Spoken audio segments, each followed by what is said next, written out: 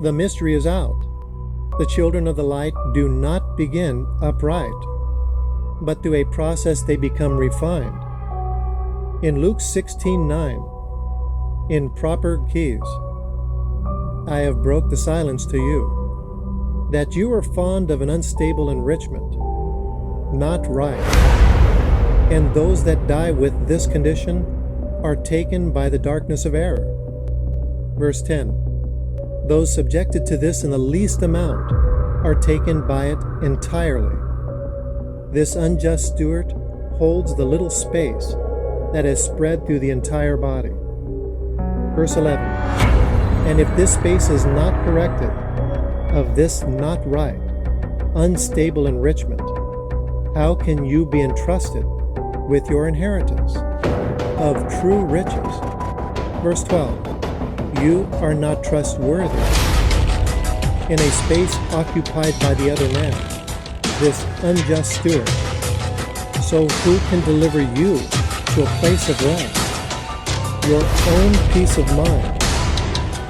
The answer is only the beast. Verse 13, no servant can be made subject to two masters.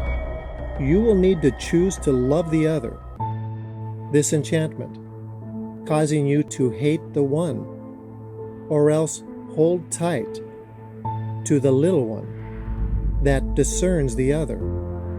You cannot be made subjected to both the Father's words and this unstable enrichment. The process of removal appears in Isaiah 49:17 and 18. The children of the light will make haste to these entwined destroyers, and this unjust steward that wasted this space will go forth of thee. Simply put, taken out. And as you lift your eyes in this roundabout, this is the refiner's house. All these that gather together to come to this, as I live, says the Lord, so shall you confidently be covered in a garment of finished product, bonded to the walk in white, as an undefiled bride does. You see, the only true garment has not yet surfaced. The ones all men wear today are fabricated by design, returning us to Luke 16:14, and you'll meet the designers in proper keys. It reads, the religious were also fond of this cloth that is associated to the heavenly roar. Now understand this. They believed themselves as gatekeepers of the quickening, and the Father, knowing this, responds in verse 15. He says to them, you are the ones whose self-righteous actions are covered in the appearance of innocence in the sight of men, but God knows what is at the center of all of this garment. The highly esteemed among men is an enchantment, and it is an abomination in the sight of God. Get it? The captive void, this unjust steward, is the abomination of desolation. Verse 16, and these principles foretold until John. And since that time, this realm of the Father's creation was omitted from the writings, that every man would be pressed into it. Verse 17, now this being done right, the highly exalted mind space passes from this earth, and the one of title, this unjust steward of the law, fails. Verse 18, anyone that dismisses the mother generate will remain union to the other, covenanted to an unholy union, to this enchantment. Now the black book reads, and I will kill her children with death, in Revelations 2:23. But the proper keys selected say, I will take off this production center, determined deadly. The book continues, and all of the churches shall know. Now proper keys.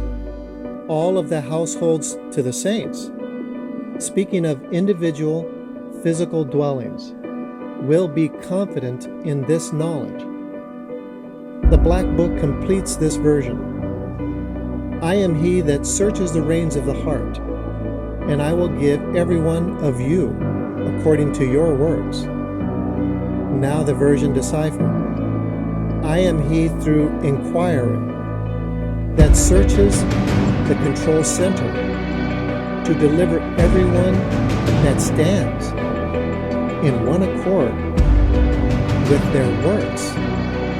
This control center is not the pump in your chest, but a section of your mind. The delivery is a bisection to free all that have union to this unjust stewardship of the spoken words and commands that were presented by the Father. Your works were never given a value. Remember, in Luke 7:42, the question that the creditor asked was, who loved him the most?